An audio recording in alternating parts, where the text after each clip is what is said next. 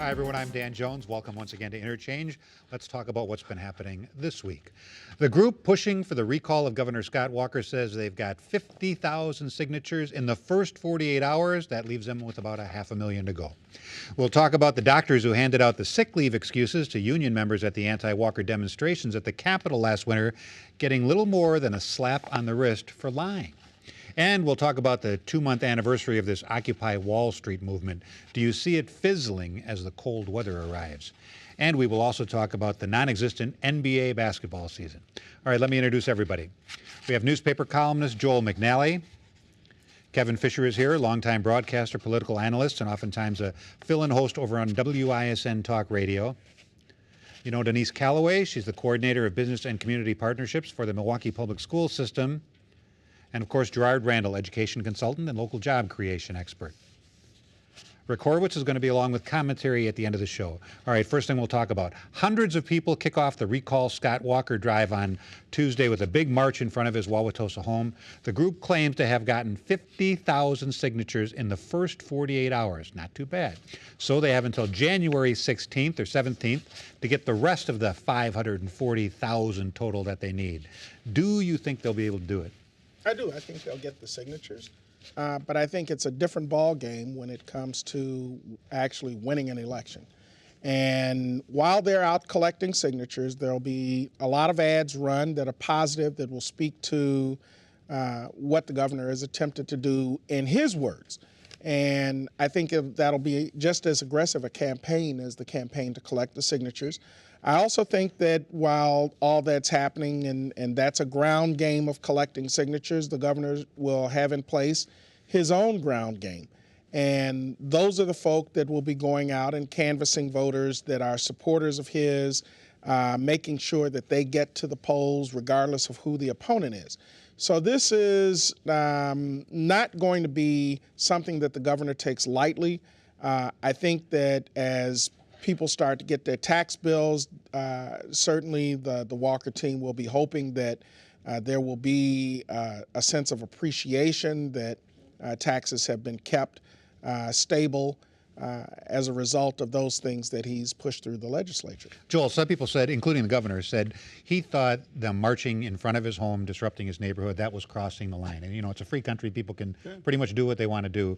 But should they have disrupted the neighborhood? I thought it was very interesting. He did say that because that's an old tactic. In fact, you know, Father James Grappi and the commandos and youth council marched out into Wauwatosa at a judge's home, making the point that he shouldn't belong to an all-white club, the Eagles Club, and that we couldn't have elected officials, you know, being obviously part of this sort of racist superstructure in Milwaukee at that time. You know, demonstrators have always enjoyed the fact that when they do something, you know, that brings criticism, that is an organizing tool for them. You know, the truth of the matter is a whole lot of people are very glad that those people went out there to Walker's neighborhood, including apparently some of the neighbors who welcomed them out there. And one of his neighbors even had a table set up, you know, getting recall petitions signed out there in his neighborhood.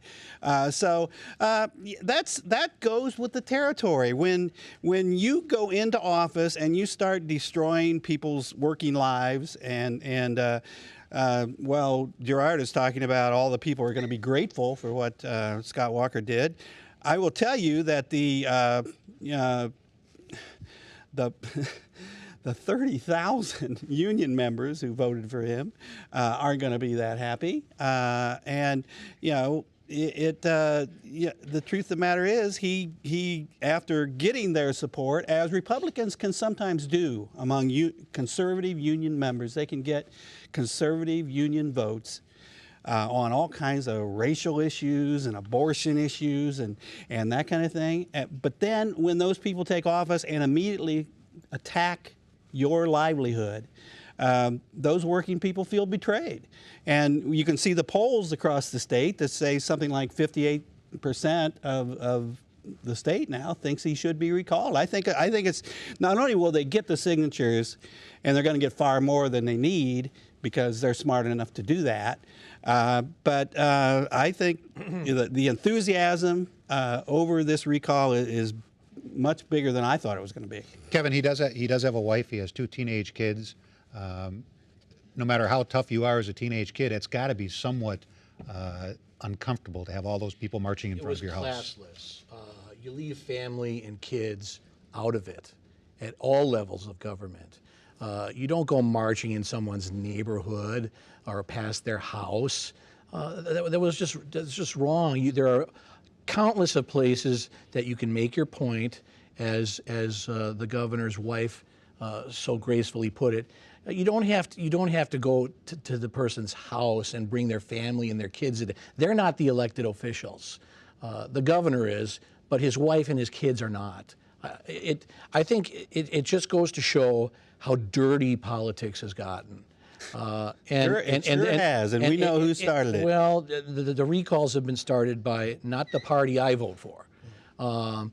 These recalls are going to cost millions and millions of dollars that could be spent on the programs that one party always seems to be calling for. It is tying up the legislature. The legislature really can't go about its business in a serious manner because we're in this constant campaign mode. I think, and I'm a news political junkie, and I'm electioned out. And I can imagine what a lot of people around the state are. I think there's an intangible that there's this election campaign fatigue when we're going to be hit with more and more ads ad nauseum and money being spent. I think that's going to work against the recall. When people see their property tax bills, 269 school districts across the state either lowered their levy or kept it the same.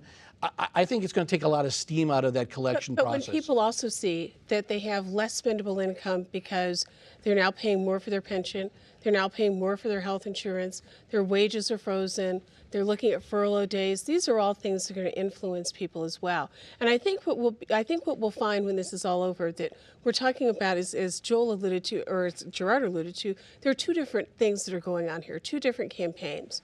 There's the campaign to get the recall signatures for the governor, and I do think that's going to be successful. There's another campaign that Scott Walker is getting to wage right now that the Democrats are not, because they're putting all of their efforts into the campaign, and that is he's assuming that they're going to get the signatures. So he's working now to build his image about what he's done and to have people see that.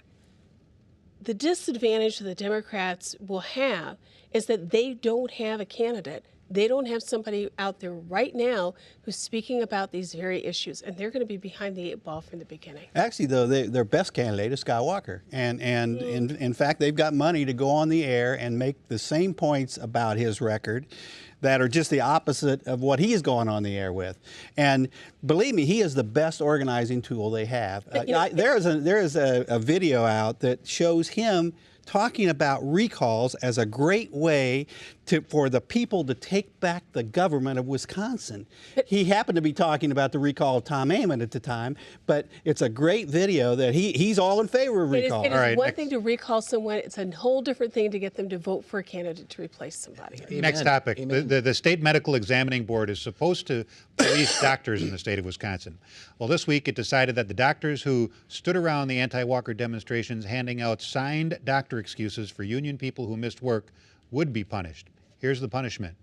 You'll get a written reprimand in your file. Sounds like a very gentle slap on the wrist, Kevin. It is a slap on the wrist. I don't know, for a profession that takes oaths to go out and lie and cheat and commit fraud just to push a political agenda, and then they were caught red-handed on video doing this. One of the doctors actually saying, well, to a person, well, the illness that you're going to be that you have is Walker pneumonia.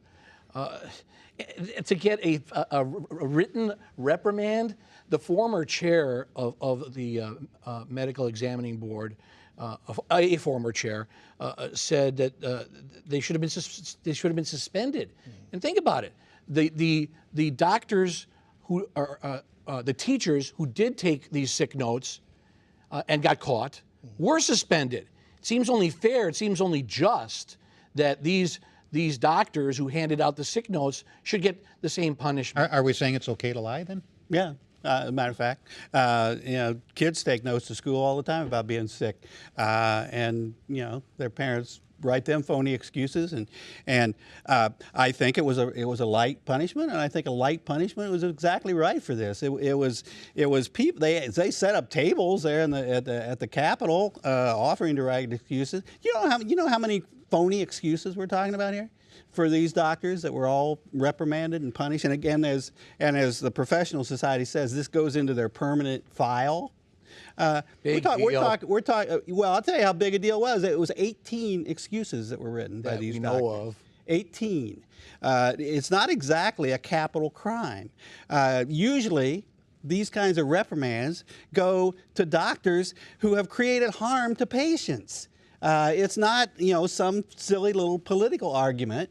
And as these doctors justified what they did, they said, yeah, these people were under a lot of stress. Their jobs were being destroyed. Their benefits were being taken away. Their wages were being cut. I didn't have any qualms about writing that. I've got a bridge to sell you. Would you be upset if your doctor lied to you? Absolutely, I'd be upset. What if he lied for you? No, I wouldn't ask him to. And that's the difference in what happened with a lot of the folk who did use those excuses. There are instances, far too many instances, in fact, when doctors' excuses are required in order to get people who have extended absences back into the workplace. And doctors automatically give them. And some doctors take a lot of precaution in making sure that their credibility is not abused. And so I think what you have are people who will now look more suspiciously on especially those doctors that gave out those excuses when they're approached and asked to get some type of excuse, some type of written excuse from them. I don't want to make as much of a big deal out of it as some would make out of it, but I would say that those doctors should really think about the harm, however light they may think it to be, to the profession and the credibility of those professionals that have to make those scripts out, and whether or not people are going to have the same kind of reliance on that credibility in the future. Denise, big deal or no big deal at all? Well, I mean, I think it is a big deal when you lie. I think lying's a big deal, and that's what happened on the part of the physicians, and it's what happened on the part of those folks who received those notes. I think it was a stupid idea to set up a table where you're going to write excuses for everyone. And it's stupid because these are not your patients. So the risk that you run is that somebody may actually be suffering from actual stress where they need help and they don't get it because all they were looking for was a note to tell them that they were excused, when in fact they may have actually needed the care and time of a physician. And these folks didn't do it. I think they were right to be reprimanded. Quite frankly, I think they should have been suspended for a month. Their licenses should have been suspended, because it is, I think, serious business when you go around very lightly. And I mean, this to me almost seemed like it was a joke on their part. They need excuses. Well, we're going to write them. Mm-hmm. It diminishes the worth and the importance of that patient-client relationship, patient-doctor relationship. And you can't do that without there being consequences. To me, that's the key thing. Not so much that they wrote 18 of these, they wrote 800 of them. That doctor-patient privilege was violated, and that is at the root of a physician's creed of conduct. I come out of the Vietnam era, time I was in college. There were doctors that wrote medical excuses for people for political reasons, to keep them out of the draft, to save their lives, basically. Young men who would be drafted, and out of their consciences, they thought it was worthwhile to find some medical reason that this young man didn't have to go into the draft. But that's a life and death question. Yeah, it is. It's not the same as this. It's a political statement, and it was a political statement in this instance. That's all it is. All right, next topic. Police are starting to crack down on the Occupy Wall Street protesters in New York, but these folks don't seem to be going away. It still seems like a pretty strong group. Here in Milwaukee, I like the approach Police Chief Ed Flynn took during a related demonstration Thursday night. He said, I'm not going to arrest these people. If they want to sit and freeze their butts off, they can do that. I thought that was a good approach. A couple hours later, they all went home. They were all gone. I remember at one occasion when there was a sit-in at the courthouse in Tom Amon's office, and he basically used the same strategy. Fine, if you want to stay, make sure that the lights are out when you leave. And sure enough, it was only a one-night sit-in by a handful of folk. Sometimes that works, sometimes it doesn't. And in this particular instance, I'm still kind of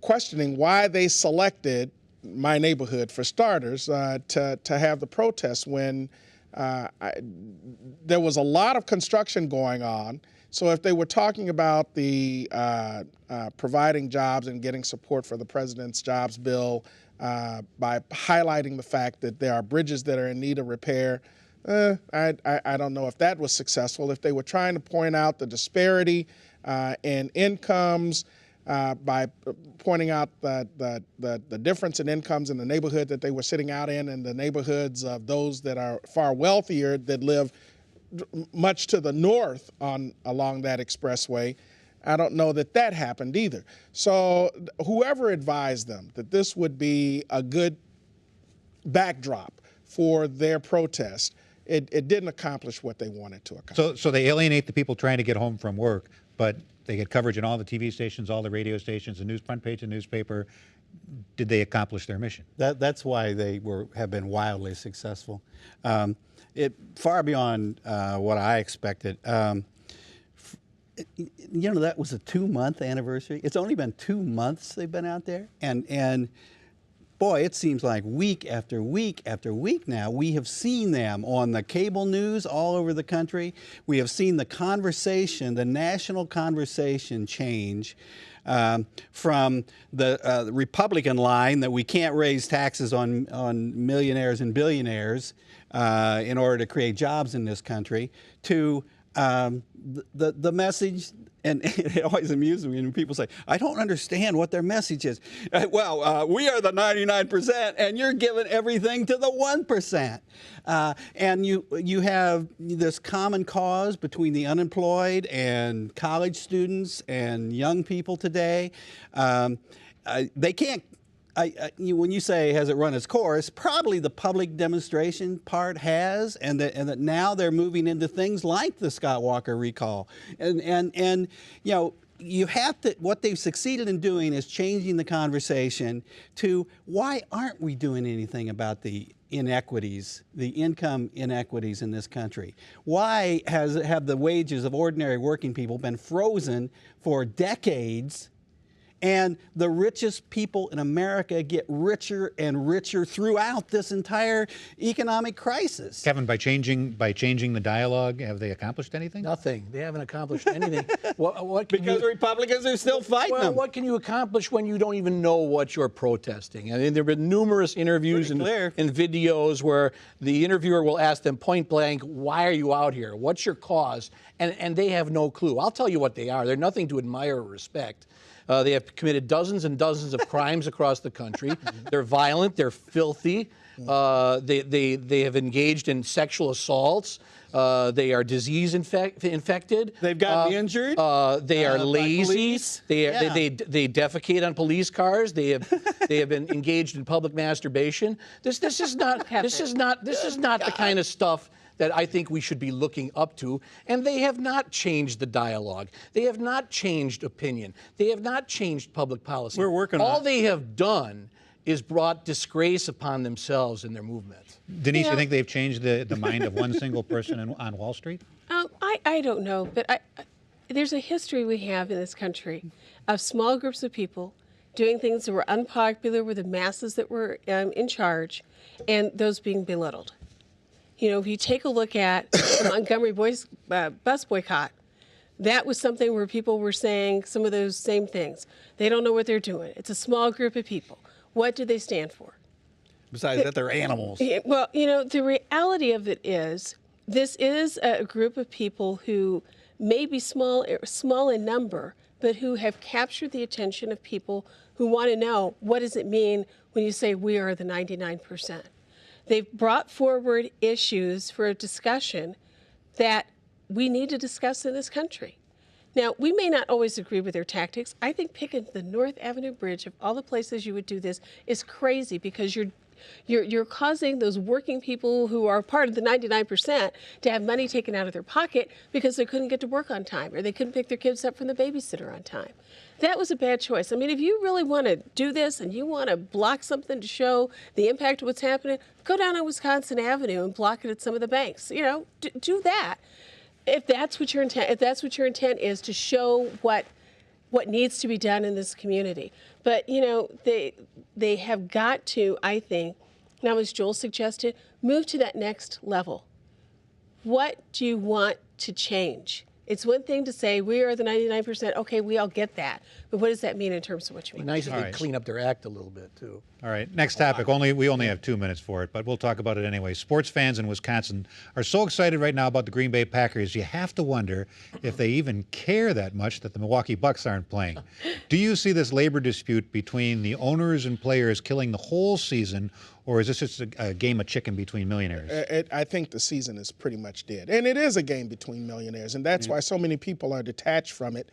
You're looking at well-paid players and certainly well-invested and well-paid owners. The game overall is profitable.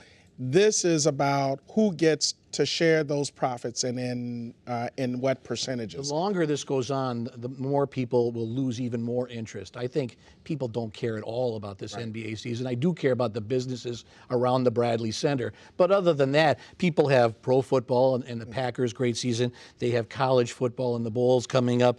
They have high school sports. TV has filled in the niche. Right. Even though baseball is done, there's still the hot stove league. How are the Brewers going to be as good next year as last year or better? There's enough to keep people interested, and they didn't learn their lesson from pro football. Isn't it interesting how pro football got everything straightened out before the preseason started, so that they didn't lose millions in revenue? They're arguing over millions, but they're losing millions. And the real shame is there are lots of everyday working people who live paycheck to paycheck, whether they work within the arenas around the country where these games are played, or they work in businesses nearby that benefit from it. Those are the people who are really being hurt by this. Does this also hurt a pretty fragile franchise like the Bucks, though? Probably. Probably does, yeah. And it's just absurd to me that millionaire owners and people who own sports teams are millionaires who, these are their toys. And to argue and basically shut down a season that could have made them nearly $2 billion, because we want to try to grab a little more of it. Yep. All right. There was trouble on Capitol Hill this week for the Obama administration. A cabinet secretary found himself being grilled about shoveling money to a California company that went bankrupt and left taxpayers holding the bag. The story could get worse, but thanks to Rick Horowitz, it's already gotten worse. Just call it an ode to not-so-clean energy. Rick. So it's nice to be inventive when you gaze into the sky. When those shiny rays inspire you, give the power cell a try. Just make sure you're well connected to get your piece of the pie. So big, so fast, Solyndra. When they say they're hot for solar, that's exactly what they mean. And they're throwing multi-millions if you'll simply say you're clean. Time to bundle certain favors. Get your hands on all that green. So crafty, so cagey, Solyndra. Could you use $500 million? Can we guarantee your loan? We're so thrilled to be your partner. You're our solar cornerstone. Cue the cameras, shout the message. It's a hit, and it's homegrown. So eager, so trusting, Solyndra. But as fast as it comes in, the money runs right out the door, and your profit margin craters. There it goes right through the floor. So you do the only thing you can, go back and ask for more. So persuasive, so demanding, Solyndra. All the warnings brushed aside because they want you to succeed. All the email pressure mounting, give them anything they need. While your own internal memos have that pungent scent of greed. So ambitious, so scandalous, Solyndra. And the watchdogs up in Congress just awakened from their naps. Call your bosses in to testify to rumors of collapse. But your guys keep turning cartwheels when they should be humming taps. So reassuring, so misleading, Solyndra. When at last you drop the pretense and admit you're sinking fast, all your biggest fans at DOE are suddenly aghast. Can you keep it to yourselves until Election Day is past? So political, so cynical, Solyndra. Now Obama's foes are pouncing. This is awful. This is fun. But he should have seen it coming long before the deed was done. Because a lot of things go rotten when they're left out in the sun. So sad, so bad, Solyndra. Well, thanks, Rick, and thank you so very much for watching. Stay warm, enjoy the rest of your weekend, and have a wonderful holiday Thanksgiving.